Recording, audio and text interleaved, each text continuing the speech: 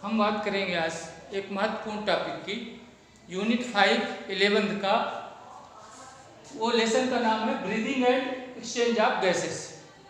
ठीक है, मतलब श्वसन तंत्र के दो पार्ट हो गए। एक आपने एनिमल फिजियोलॉजी में पढ़ लिया, रिस्पायरेशन, और एक breathing and exchange of gases आप एनिमल फिजियोलॉजी में पढ़ेंगे। इसके पहले रिस्पायरेशन आपने प्लांट फिजियोलॉजी में पढ़ लिया। ठीक है, तो इस टॉपिक में एक महत्वपूर्ण ट्रांसपोर्ट ऑफ गैसेस, मतलब प्रश्न एक आता है जो इम्पॉर्टेंट है, ऑक्सीजन का परिवहन और दूसरा है कार्बन डाइऑक्साइड का परिवहन। तो कैसे देखें आप, ये आपका हार्ट है, हमने बता दिया सर्कुलेटरी सिस्टम आपको 4 चैम्बर होते हैं कुल मिलाकर, ये पल्मोनरी आर्टरी होती है।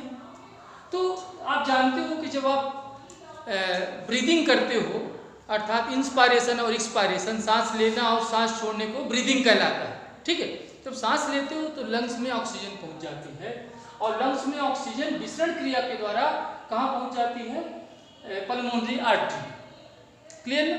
पल्मोनरी आर्टरी में आरबीसी में उपस्थित हीमोग्लोबिन उस ऑक्सीजन को कैप्चर कर लेता है, अर्थात ग्रहण कर लेता है। तो कुल मिलाकर यहाँ से ऑक्सीजन ऐसे घूमते घूमते इसमें आती है हार्ट के इस चैम्बर में, फिर इस चैम्बर में, फिर सिस्टमिक आर्टरी में, और फिर आर्टरी के द्वारा कहाँ पहुँचती है, कोशिका में। तो कुल मिलाकर यहाँ से ऑक्सीजन कोशिका तक कैसे पहुँची, उसे कहेंगे ट्रांसपोर्ट ऑफ ऑक्सीजन, ऑक्सीजन का परिवहन। फिर क्लियर बात, कोशिका में श्वसन हुआ, श्वसन के दौरान कार्बन डाइऑक्साइड मुक्त हुई, और वह कार्बन डाइऑक्साइड कोशिका से पल्मोनरी आर्टरी तक कैसे पहुंची, फिर पल्मोनरी आर्टरी से विसरण के द्वारा लंग्स में कैसे पहुंची, इसे कहेंगे ट्रांसपोर्ट ऑफ कार्बन डाइऑक्साइड। तो अपन देखेंगे ट्रांसपोर्ट ऑफ गैसेस में ट्रांसपोर्ट ऑफ ऑक्सीजन। तो ऑक्सीजन का परिवहन दो रूपों में होता है, एज ए फिजिकल सोल्यूशन, भौतिक विलयन के रूप में। तो भौतिक विलयन के रूप में क्या होता है, ब्लड में आप जानते हो ब्लड दो कंपोनेंट से मिलकर बना होता है, रक्त कणिकाएं, कॉर्पुसल्स और प्लाज्मा। तो प्लाज्मा का अधिकतर भाग बना होता है पानी होता है। तो ब्लड में प्लाज्मा है और प्लाज्मा में पानी होता है, और पानी में घुलकर वह ऑक्सीजन का परिवहन होता है, अर्थात लगभग 10% जो परिवहन है किसका, ऑक्सीजन का, किसके द्वारा होता है, प्लाज्मा के द्वारा। मोस्ट ऑफ जो परिवहन होता है वो किसके द्वारा होता है, आरबीसी में उपस्थित हीमोग्लोबिन के द्वारा। ठीक है, तो देखिए कैसा हीमोग्लोबिन है, ऑक्सीजन से क्रिया किया तो क्या बना है, HbO2, जिसे ऑक्सी हीमोग्लोबिन कहते हैं। यह क्रिया कहाँ होगी, याद रखेंगे, जब ऑक्सीजन की सांद्रता अधिक होगी, यहीं पर क्रिया होगी, कहाँ, पल्मोनरी आर्टरी में। जैसे विसरण के द्वारा ऑक्सीजन पहुंचता है, कहाँ पहुंचा, विसरण के द्वारा ऑक्सीजन, जल्दी बोले, विसरण के द्वारा ऑक्सीजन पहुंचा पल्मोनरी आर्टरी में। आज पल्मोनरी आर्टरी में जैसे ही पहुंचा तो फिर क्या हुआ, उसको ट्रैप कर लिया हीमोग्लोबिन ने, और ये दोनों की क्रिया हुई और ऑक्सी हीमोग्लोबिन बना। आप लिखेंगे पल्मोनरी आर्टरी। और यहाँ क्या होगा बताएं आप मुझे, ऑक्सीजन की सांद्रता अधिक, ऑक्सीजन की सांद्रता अधिक। तो जब ऑक्सीजन की सांद्रता अधिक होगी तो आरबीसी में उपस्थित हीमोग्लोबिन ऑक्सीजन से क्रिया करके ऑक्सी हीमोग्लोबिन बना।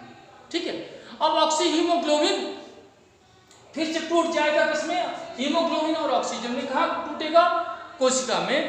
क्यों, क्योंकि ऑक्सीजन की सांद्रता कम होगी, ऑक्सीजन की सांद्रता कम, कोशिका में ऑक्सीजन की सांद्रता कम होगी, तो फिर किसमें टूट जाएगा बताएं आप मुझे, हीमोग्लोबिन और ऑक्सीजन में।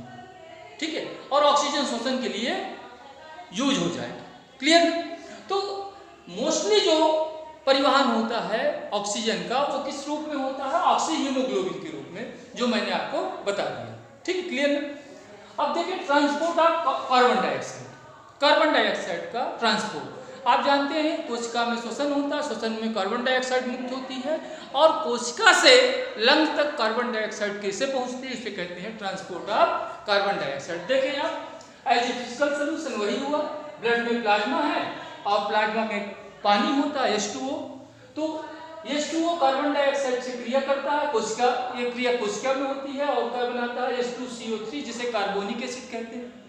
यह कार्बोनिक एसिड ये कब होगा, पानी और कार्बन डाइऑक्साइड की क्रिया कब होगी कोशिका में, जब कार्बन डाइऑक्साइड की सांद्रता अधिक होगी, तो कार्बोनिक एसिड बना।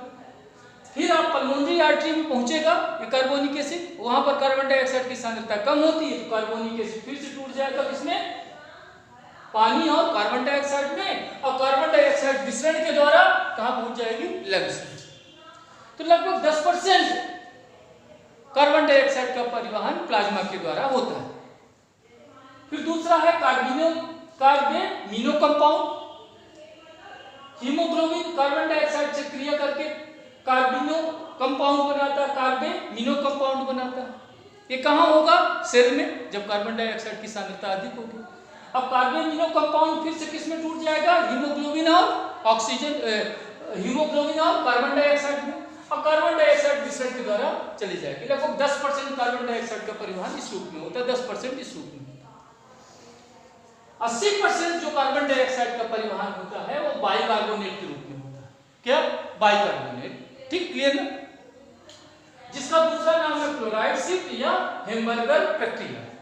80% कार्बन डाइऑक्साइड का परिवहन इसी रूप से होता है। याद रखें आप, ये इंपॉर्टेंट क्वेश्चन है, हमेशा पूछा जाता है, क्लोराइड शिफ्ट को समझाएंगे तो बहुत सरल है, समझ जाएंगे आप तुरंत। कोशिका है, सेल में आप जानते हैं श्वसन के दौरान कार्बन डाइऑक्साइड मुक्त हुई, अब कहां पहुंचा, ब्लड के प्लाज्मा में। प्लाज्मा से कहां पहुंचा, ये आरबीसी है, 3 गोले रेड कलर के हैं आरबीसी के।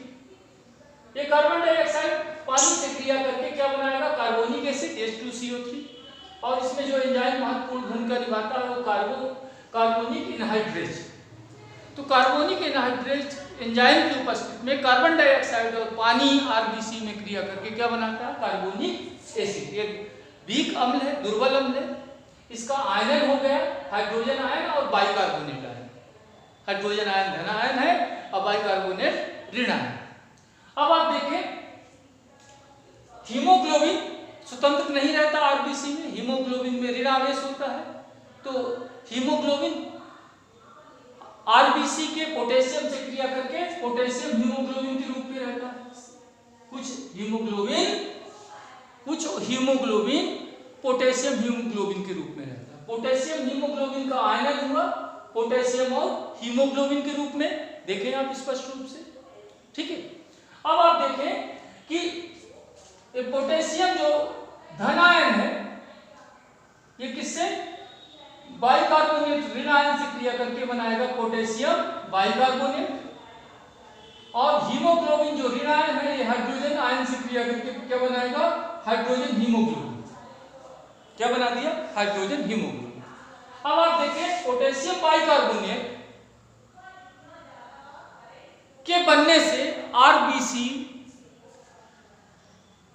के पीएच क्षारीय हो जाता है। आरबीसी का पोटेशियम बाइकार्बोनेट के बनने के कारण आरबीसी का माध्यम क्षारीय हो जाता है, और आरबीसी का माध्यम यदि क्षारीय हो गया तो आरबीसी के एंजाइम जो है वो इनएक्टिव होने लगते हैं। इसलिए पोटेशियम बाइकार्बोनेट का फिर से आयनन हो गया पोटेशियम और बाइकार्बोनेट के रूप में। क्लियर ना, किसमें, पोटेशियम और बाइकार्बोनेट के रूप में। अब आप ध्यान से समझे यहां पर कि पोटेशियम धनावेश वाला जो आयन है, पोटेशियम धनावेश वाला जो आयन है वो वही रहेगा कहां, आरबीसी में। बाइकार्बोनेट का जो ऋण आयन है जिसमें एक ऋणावेश है वह जाएगा प्लाज्मा में, निकल के चला गया। तो एक ऋणावेश बाइकार्बोनेट जो ऋणावेश वाला आयन है वो आरबीसी से निकलकर कहां गया, प्लाज्मा में। अब यहां देखें आप कि सोडियम क्लोराइड प्लाज्मा में होता है। आप जानते हो ब्लड का टेस्ट थोड़ा नमकीन होता है क्योंकि उसमें सोडियम क्लोराइड होता है। अब सोडियम क्लोराइड का आयनन हुआ किसमें, सोडियम धनावेश में और क्लोराइड ऋणावेश में, ठीक है। तो एक बाइकार्बोनेट आयन आरबीसी से निकलकर कहां चला गया, प्लाज्मा में, एक ऋण आवेशित आयन। उसके बदले में क्लोराइड ऋण आवेशित आयन कहां चला गया, आरबीसी में। इसी को कहते हैं क्लोराइड शिफ्ट। क्लोराइड शिफ्ट में क्या हुआ बताएं आप मुझे जल्दी से, कि बाइकार्बोनेट ऋण आवेशित आयन आरबीसी से निकलकर कहां गया,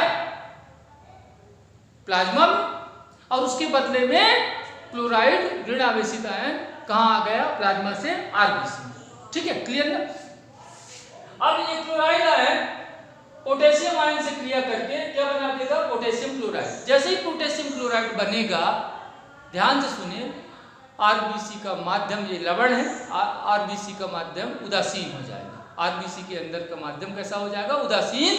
पहले क्या हो गया था, क्षारीय, इसलिए इसका आयन हुआ। अब बाइकार्बोनेट आयन, बाइकार्बोनेट आयन किससे क्रिया किया, सोडियम से क्रिया किया, तो क्या बनाता है, सोडियम बाइकार्बोनेट। क्या बना, सोडियम बाइकार्बोनेट। ध्यान से समझिए, अब ये सोडियम बाइकार्बोनेट बना कहां, आप कोशिका में, कहां बना, कोशिका में। अब ध्यान से सुनिए, सोडियम बाइकार्बोनेट कहां पहुंचा, ये पल्मोनरी आर्टरी में। कहां पहुंचेगा, पल्मोनरी आर्टरी में। तो सोडियम बाइकार्बोनेट का आयनन हो गया सोडियम हाइड्रोक्साइड और कार्बन डाइऑक्साइड लंग्स में। तो कार्बन डाइऑक्साइड विसरण के द्वारा कहां पहुंच जाएगी, लंग्स में। फिर से एक बार समझ ले जल्दी से, कार्बन डाइऑक्साइड और पानी क्रिया किया तो क्या बना दिया, कार्बोनिक एनहाइड्रेट एंजाइम की उपस्थिति में क्या बन गया, H2CO3। ठीक है, ये दुर्बल अम्ल है, इसका आयरन हो गया हाइड्रोजन और बाइकार्बोनेट के आयन के रूप में। और यहाँ पोटेशियम हीमोग्लोबिन था, इसका भी आयन हुआ पोटेशियम और हीमोग्लोबिन के रूप में। पोटेशियम की क्रिया बाइकार्बोनेट से हुई तो पोटेशियम बाइकार्बोनेट बना। पोटेशियम बाइकार्बोनेट के बनते ही उसके आरबीसी का माध्यम क्या हो गया, क्षारीय, इसलिए उसका आयन हो गया पोटेशियम और बाइकार्बोनेट में।